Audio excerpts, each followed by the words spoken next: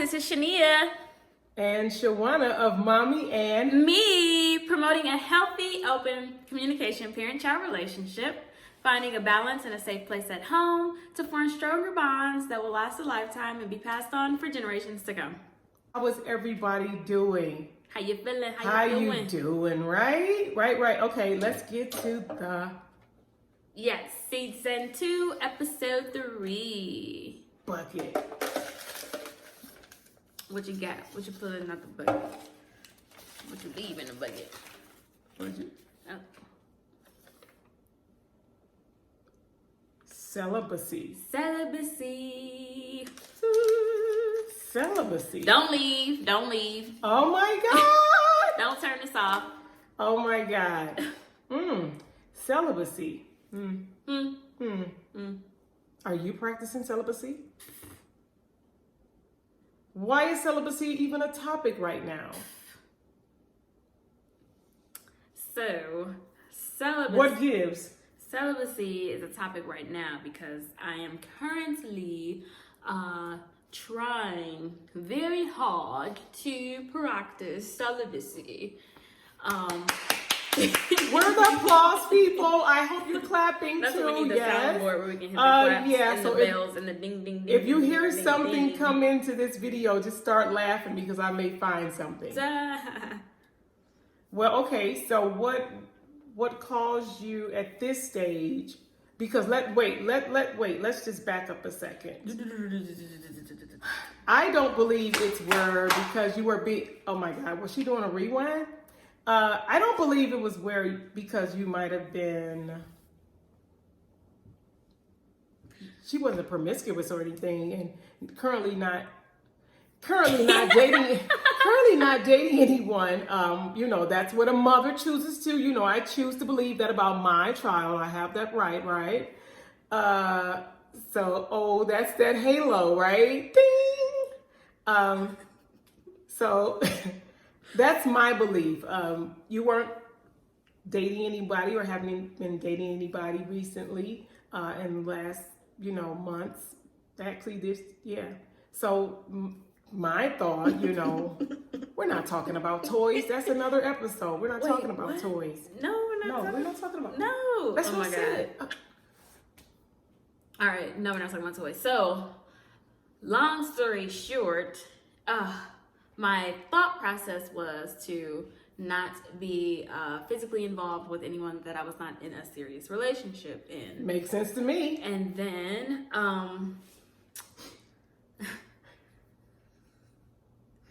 then it was like, oh, no casual sex. And then I remembered that Megan Good and her husband, Devon Franklin, had a book called The Wait. And I was like, let me read this story. So she's pushing me forward, guys. So I decided to get it. I read it. It was really, really, really, really good. And it made me think about a lot of things, and a lot of things that they said made sense.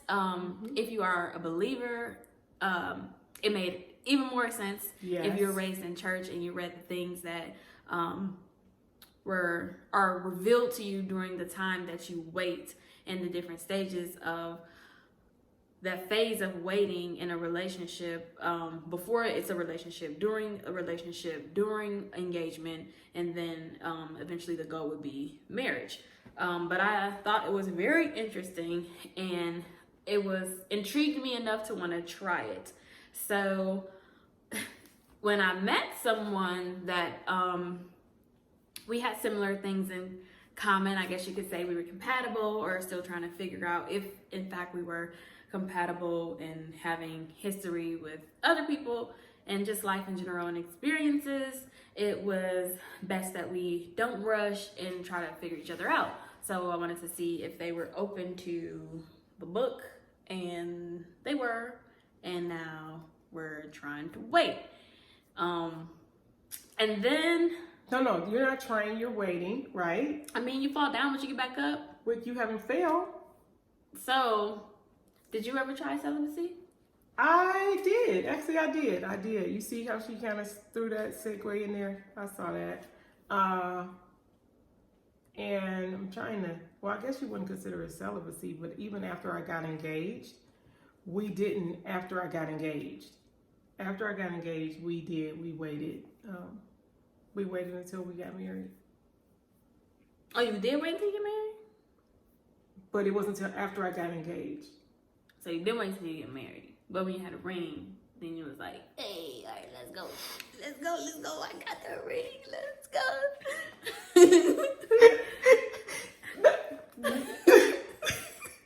Yep. Right? That's what you mean? No. So go back. Say it again. No, actually, it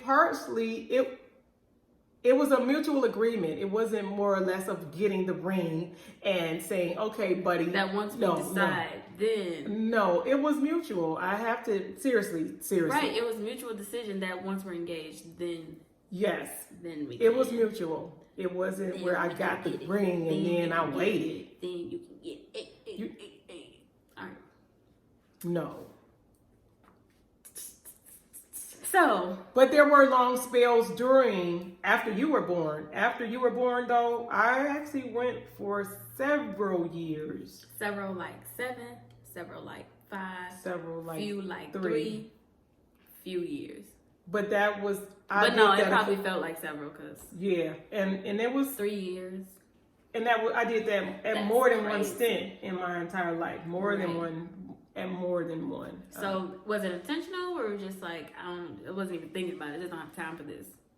Yeah, I'm kind of like serious. You weren't even dating anybody. It was nobody. I wasn't dating anybody. It was So it wasn't because I'm a person and I understand what is involved when you do the exchange of fluids. So that's how you create those soul ties.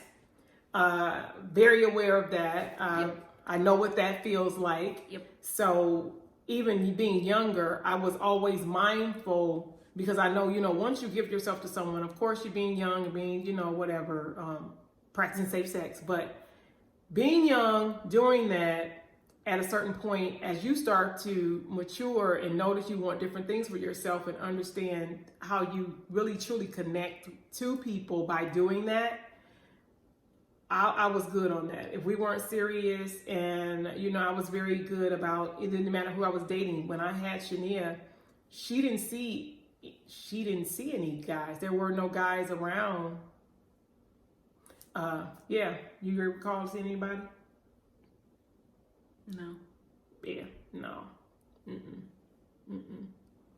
So how's it going? How is this journey going? I don't know. I'm struggling. So how'd you do it? So did you have like rules? Did you have like time frames where something was or wasn't allowed, or like, oh, you can't come over? Yeah, it was more or less the state. You couldn't. We would watch the visitation. Would watch how late we would talk on the phone because sometime. Well, back then, y'all doing a new thing. But back then, the later it gets, your thoughts change, the mood change, music even change. That would cause you to think about certain things. So I really kind of steered clear. For me, it was because I had you guys and even had you. I really just tried to stay busy. I did. I tried to stay busy. Or I was definitely an early bird. I would take my butt to bed. I would go to sleep. Mm-hmm. I would go to sleep. For real. Mm-hmm. Be like, yeah, that's kind of how I did it. I would go to sleep. So how did y'all date? How was dating? Just like always out? Going out somewhere? Not really like in the house things. Definitely had curfews, cause so that was a rule. It was like a time. Yeah, it had a time. Yeah, you gotta go. So just like on work days because you're early bird, so you gotta get up, or just like period. Period. Just with curfews. You can't be here after a certain time because then if you're cuddling too long, or if you doze off and you sleep too long, you wind up and falling over into the person's lap or arm. Your body, you all of the chemistry of the coming together. No, you just really have to be mindful to do that. Yeah, and then doing outside activities, things that you would. Well, some people, they don't mind public displays of physical touch and emotion. So you see. But for some people, they don't like to do that. So being out in the open, you can still be in each other's company. You can still laugh. You can still talk. Have a good meal. Give a hug and go home. Drive separate. You know, those kind of things. So how long from waiting, from dating to engagement? What was that timeline for y'all? About a year, maybe a year and a couple months. Yeah. It was a lot of things, big things, good things going on then. So, yeah, a little over a year. Yeah. Okay. Yeah. Alrighty. Well, just curious to ask my mama. What y'all think? In How are front of you y'all about a celibacy? Oh, did I say the name of the other book? I didn't say the name of the other book. So the other book that my friend suggests was called Attached. I recommend this book for if you're single, if you're dating, if you're married. You should definitely read this book. Obviously, if you're married, you ain't leaving, you ain't going nowhere. You stuck, but you still want to figure out how you can still keep things going this way instead of being annoyed and not knowing what's going on. And it's just how I am because it's how I always been, and you knew it for the past 5 years, for the past 10 years, for the past 15 years, my whole life, this is how I been. And then y'all not effectively communicating with each other. So I think the book is really good for somebody who doesn't mind seeing themselves. It's written by doctors. It's all based on science and facts and studies. The 3 attachment styles. It was a really good book. Or for somebody who's in a situation and maybe you're like, I can figure it out, I can stay, when you really shouldn't be in that situation. Or somebody that's single, it's perfect because then you know who you should try and shouldn't try to date. And if you are going to try to attempt to date this person with the opposite attachment style, then you know how to approach it and you can see the signs and how to behave and not behave to be successful in the relationship. So what is the name of that book again? Attached. It's really good. And for some people, you may have even already read it, but knowing your love language, because your love better language. Than love language. Sorry, writers, but it was better. Anyway, being better or not, you still need to know what is your language. What is it that you speak as it relates to you? Because it doesn't matter if it's with a suitor or not, even as your friendships, because everybody has a love language. You have friends who may need more conversation than another friend may say, well, no, we need to hang out. Some people are good with just the conversation, but some of your friends, you already know that they're not trying to date you. They just need the talk time. You need to know what is your love language. Do you like personal touch? Are you words of what?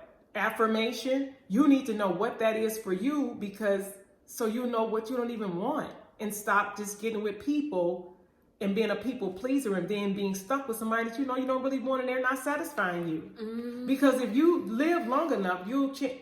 You are not the same person that you were even 6 months ago. You're always ever evolving. If you're not, I hope you are. I hope you are. I hope you are. Grow. I hope you are. Allow yourself to be stressed. If you're still doing the same thing you used to do 5 years ago, check yourself, because it's something you're not living. You're just existing. There it is. Mm-hmm. You're just existing. You're not living. And we are supposed to live lives of abundance. Yeah. I want it all on this side of heaven. So I also find it good and encouraging to daily throughout the week, we follow the same people on Instagram, on social media, and just people who are in the same phase of life or have been on the same journey, and just constantly encouraging and pushing you to stay strong and sharing those messages with each other. Even listen to those messages and then having conversations about it. Like, how did you feel about that? What did you think about that? Oh yeah, da, da, da, da. And then it'll still reveal if you want to keep on with this journey with this person, because maybe you're gonna see some things and you're gonna be like, oh, I'm good. But then you didn't give anything, so you good. But then you got to try again with somebody else, and then it just keeps you from losing nothing and not wasting time. Why are you laughing? She's talking really fast. Oh, I am? Oh. So know what you want for yourself so that you're not looking to them to be your, you know how, who remember those necklaces that you have the heart? No, two whole people need to come together, not two half. Two whole people need to come together. One person does not need to complete the other. You can enhance, and of course you can elevate them. You can challenge them to be and go to their greatest heights and reach their best potential. But you need to already be whole. Stretch and expand. You need to already be whole and know who you are. We know we're constantly growing, but you need to know it's more than just even bringing something to the physical table as far as finances and things like that. Know who you are so you know what you want and don't want. And be honest. Be honest. Be honest. Don't be faking because Yes. they're good. Oh or my faking because God. they're a doctor or a lawyer. No, be when honest. You don't You setting even yourself like. up. I don't know. You're setting yourself up. Don't do it. Don't be honest with you. Don't be thirsty out here thirst trapping. Thirst trapping. Yep. Okay. People thirst trap and people thirst for those traps. So Okay. that person quenched their thirst, but for the wrong reason. Oh, okay. Because they're not being honest. So Right. they so thirsty, they about to fall for the trap. Don't fall for the trap. Don't fall for the trap. Don't fall for the trap. Don't fall for the trap. Again, celibacy. Try it. You might like it. It definitely will benefit you because it'll give you yourself, even your system, your mind, right? Your mind a chance to clear some things out and tap into more of who you are, right? Yeah. Do more meditation. Mm-hmm. That's what you gotta do when you feel yourself going crazy. I'm not. We want to thank you guys for joining us for another episode of Mommy and Me. Make sure you be sure to like, subscribe, share, and tell someone about Mommy and Me. We appreciate you guys for sticking in here and watching. There's more great shows to come. Yes. Thank you. Share this with someone. We will see you next time for another episode. Bye, y'all. Bye.